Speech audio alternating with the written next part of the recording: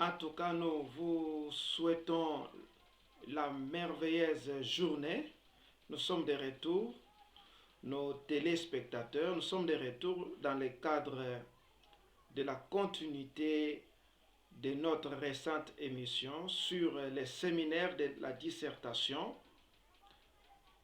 Devant vous, c'est votre serviteur, votre frère, votre collègue, votre grand frère, Jean Kondolo Makaba.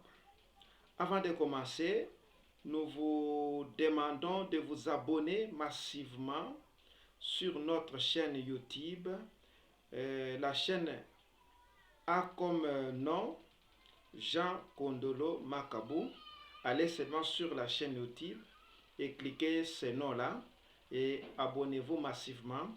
Vos abonnements nous permettront de bien avancer, de vous relancer chaque jour avec des petites vidéos sur la science, et dans ce cadre-là, des renforcements des capacités.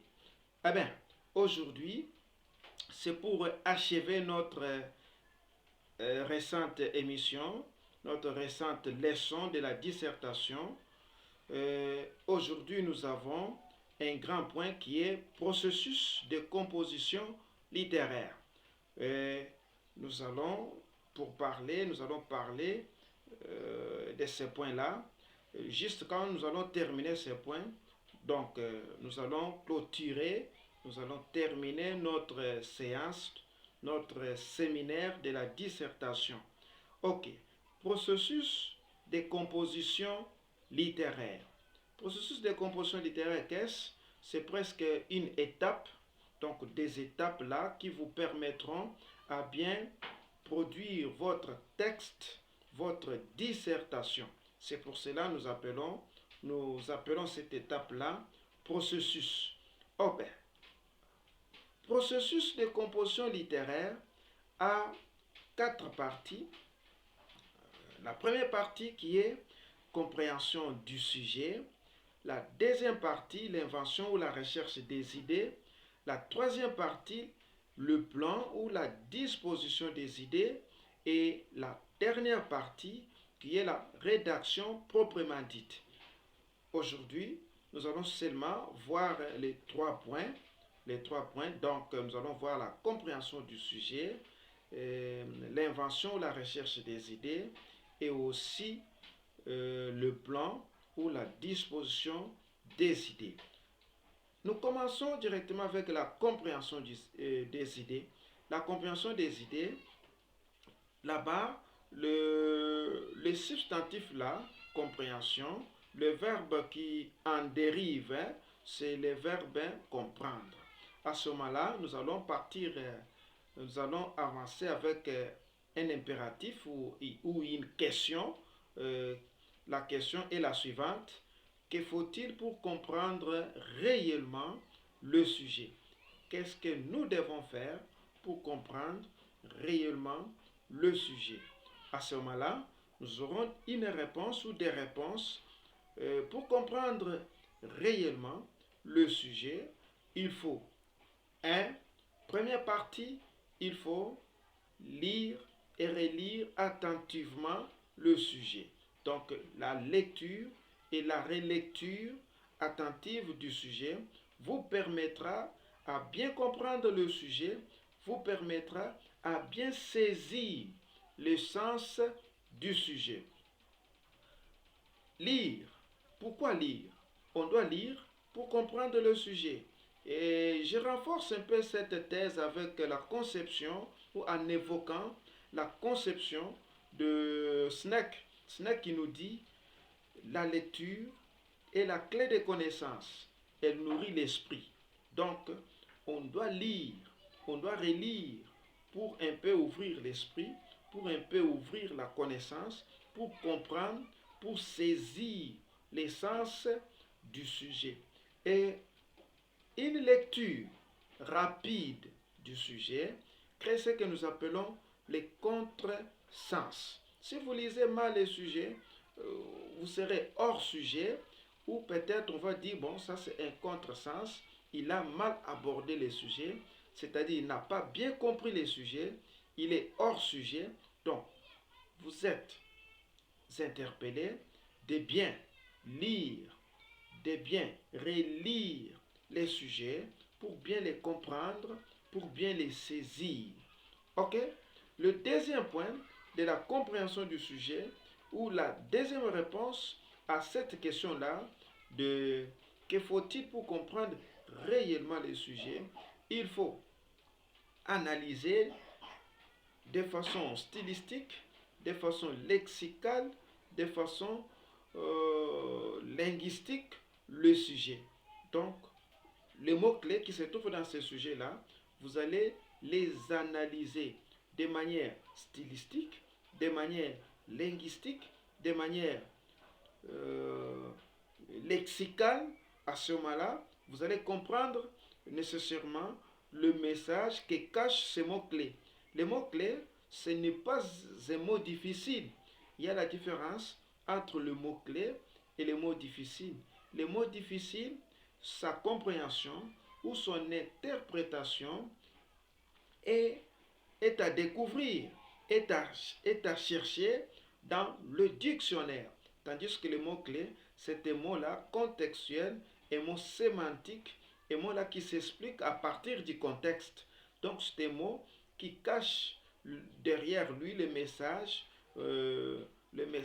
du sujet. À ce moment-là, pour les comprendre, vous devez l'analyser de manière stylistique, de manière linguistique et aussi de manière lexicale. À ce moment-là, une fois analysé le mot-clé, et vous allez passer à la troisième réponse qui est la reformulation ou reformuler les sujets. Reformuler les sujets ou la reformulation du sujet, c'est reformuler, c'est-à-dire dire autrement sans trahir la pensée de l'auteur. C'est-à-dire, vous dites la même chose, mais dans un autre sens, dans une autre manière, sans trahir vraiment la conception, la pensée, l'idéologie de l'auteur. Qu'est-ce que je veux dire? Je clôture cette partie pour vous dire que la compréhension du sujet, c'est la première partie du processus de composition littéraire. Cette partie a trois grandes parties aussi. Euh, la première partie qui est la lecture et la relecture du sujet. Et deuxième partie qui est l'analyse stylistique, linguistique, lexicale de mots-clés. La troisième partie qui est la reformulation du sujet. Une fois exécuté ces trois étapes, vous allez bien saisir le sens du sujet.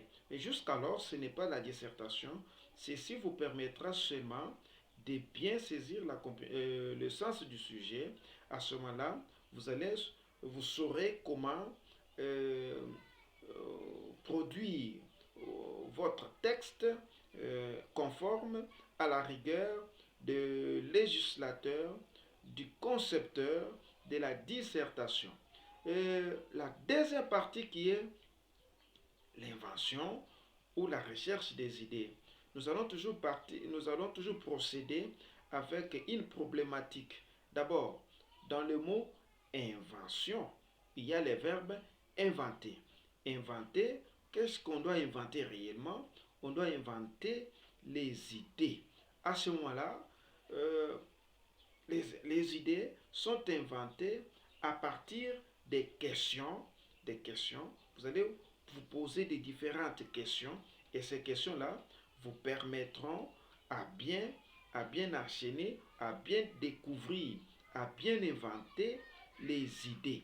Et il y a aussi le verbe rechercher. Donc parce que la partie c'est invention, la recherche des idées. Rechercher les idées. Où est-ce qu'on doit rechercher les idées? Les idées sont recherchées partout.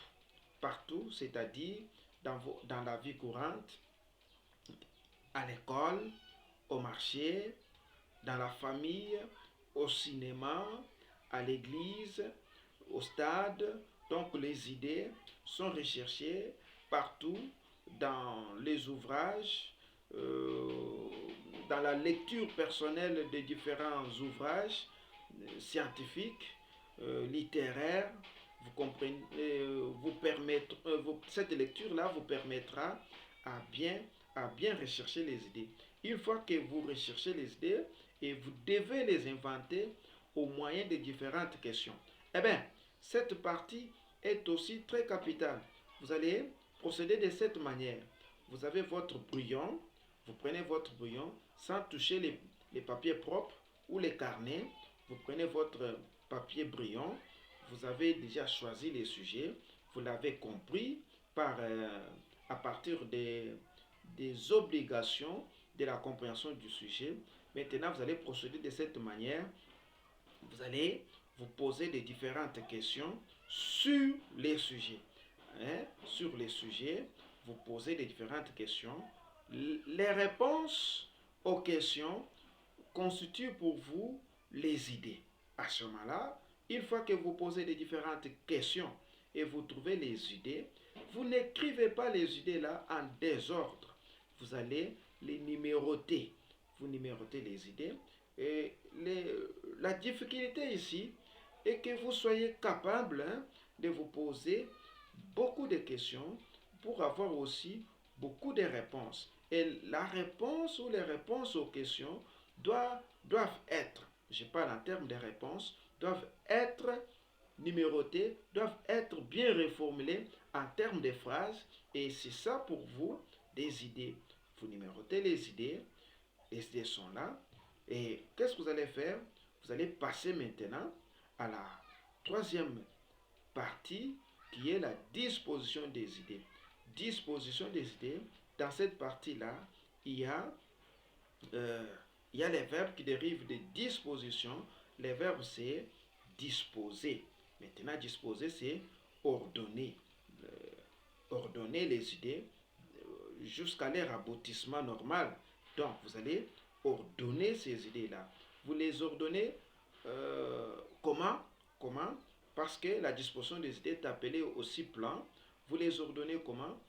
Et d'ailleurs, avant de commencer, avant d'aborder cette partie, vous allez relire tous les sujets découverts, inventés bien sûr.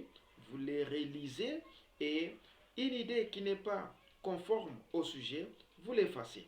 Une idée qui est conforme mais mal reformulée, vous allez prendre soin de bien les reformuler.